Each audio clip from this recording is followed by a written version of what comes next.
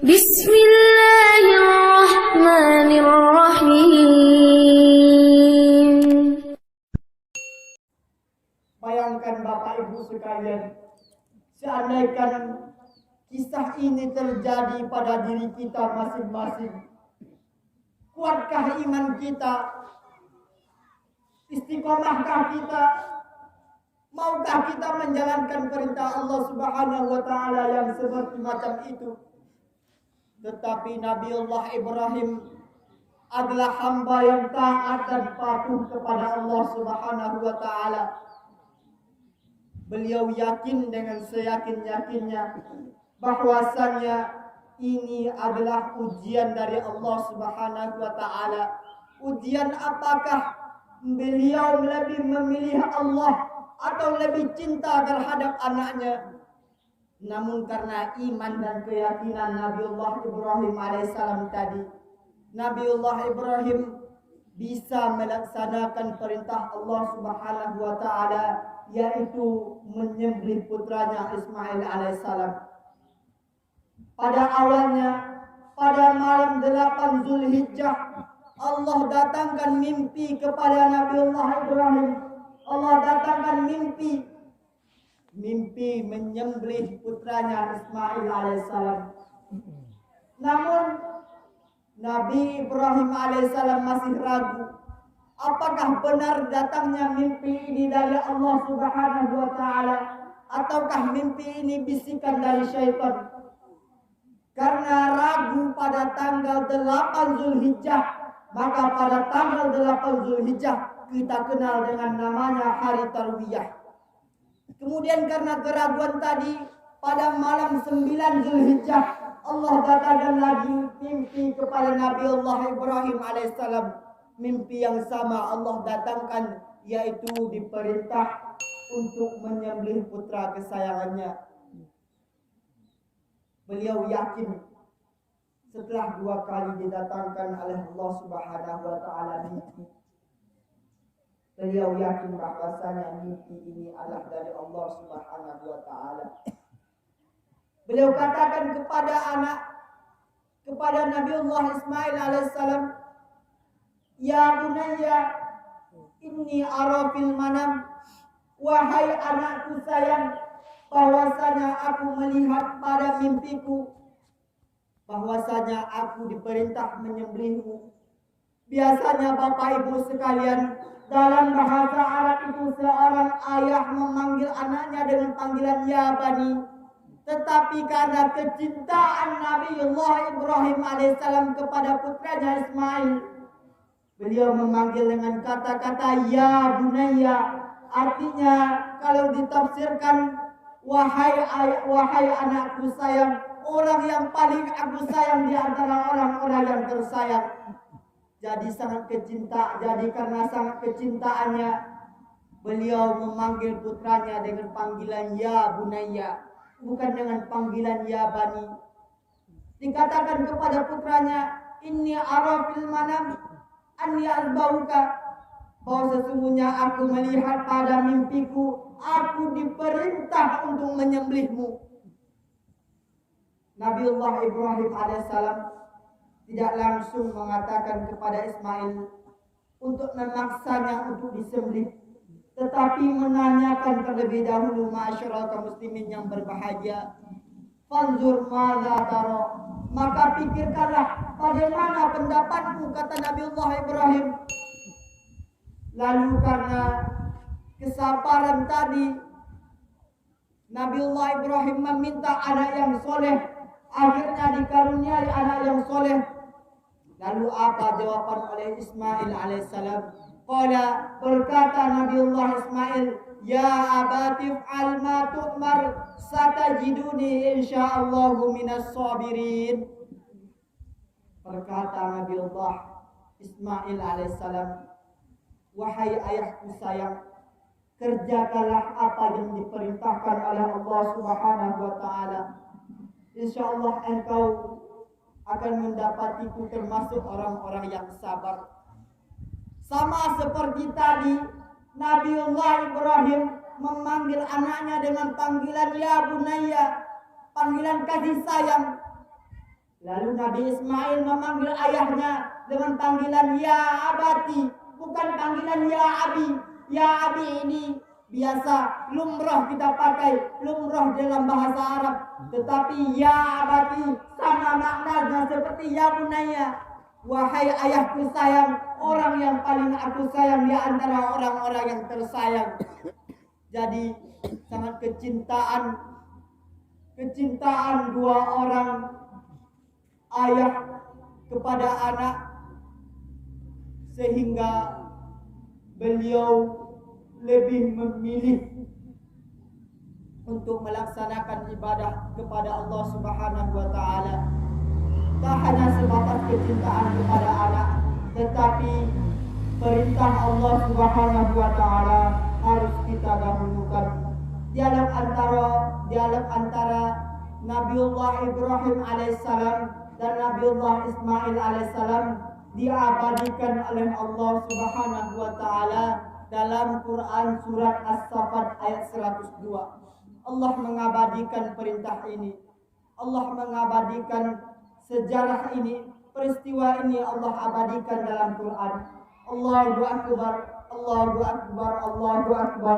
Kemudian lanjutan cerita, setelah Nabiullah Ismail mengatakan kepada ayahnya, kerjakanlah apa yang diperintahkan oleh Allah kepadamu wahai ayah.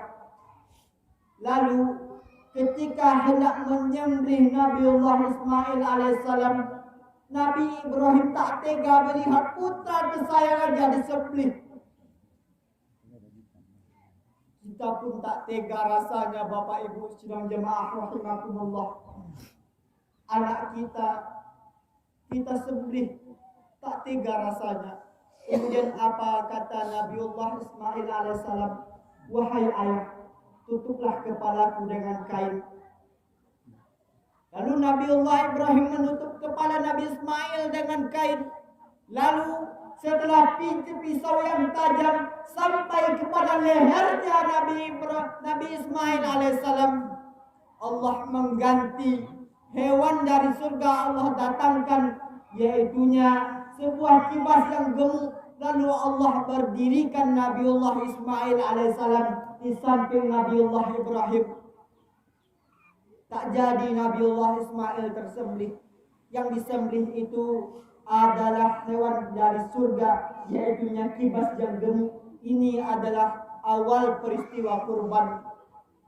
Lalu seketika melihat bahwasanya yang disembelih oleh Nabiullah Ibrahim alaihissalam tadi adalah kibas yang gemuk, bukan putranya tadi.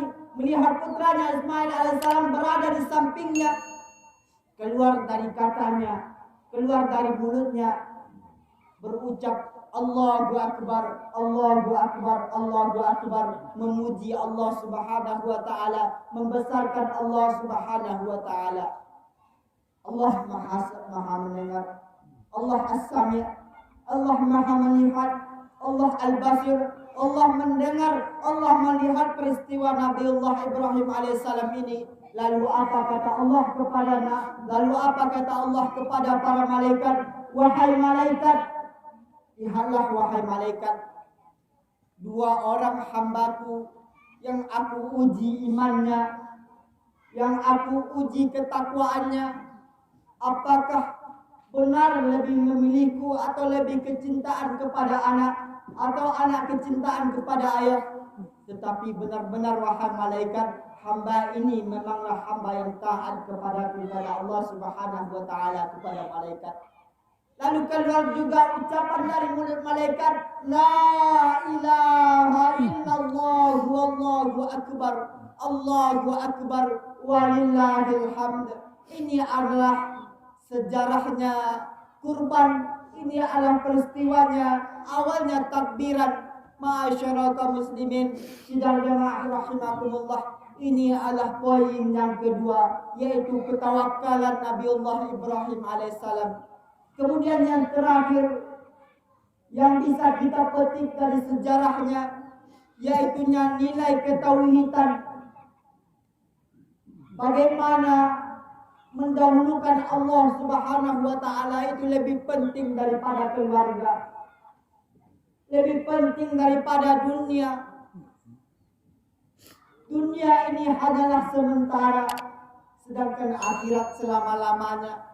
Kita di dunia ini Bapak Ibu sidang jamaah rahimakumullah, ibaratkan orang merantau.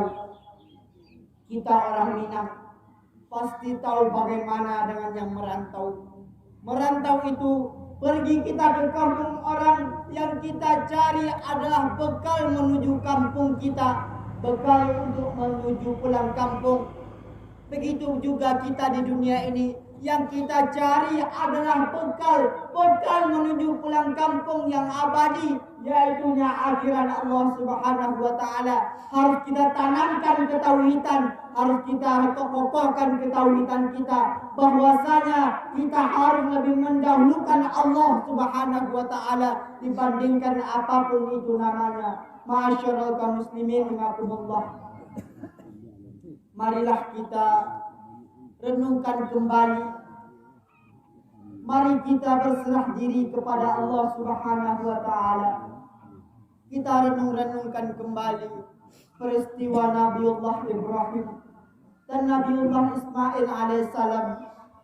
Seorang anak yang taat, yang patuh kepada ayahnya, yang sangat cinta kepada ayah. Itu adalah kita jadikan tauladan, Pak. Kita jadikan tauladan bagi kita yang sebagai anak. Nabiullah Ibrahim alaihissalam, seorang ayah yang mendidik keluarganya dengan penuh ketauhidan, perlu kita jadikan tauladan, perlu kita jadikan contoh seandainya kita jadi seorang ayah. Kemudian Siti Hajar, ibunya Nabiullah Ismail alaihissalam, perlu kita jadikan tauladan, perlu kita jadikan contoh seandainya kita menjadi seorang ibu. Nabiullah Ismail itu sangat patuh kepada ayahnya. Disembelih saja mau. Tetapi bagaimana dengan anak-anak zaman sekarang, Bapak Ibu sekalian? Disuruh membeli minyak goreng, tunggu sebentar Bu, tunggu sebentar ya. Harus kita jalankan perintah orang tua, harus kita jalankan perintah Allah Subhanahu wa taala. Itu kita sebagai anak, jangan kita melawan kepada orang tua kita. Contohlah, tirulah akhlaknya Ismail alaihissalam yang sangat patuh kepada orang tuanya. Bapak Ibu sidang jamaah Idul Adha yang dimuliakan oleh Allah Subhanahu wa taala. Mungkin itulah kiranya khutbah kita pada pagi yang berbahagia ini. Aqulu qawli hadza fastaghfirullah li wa lakum fastaghfiruh innahu huwat tawwabur rahim.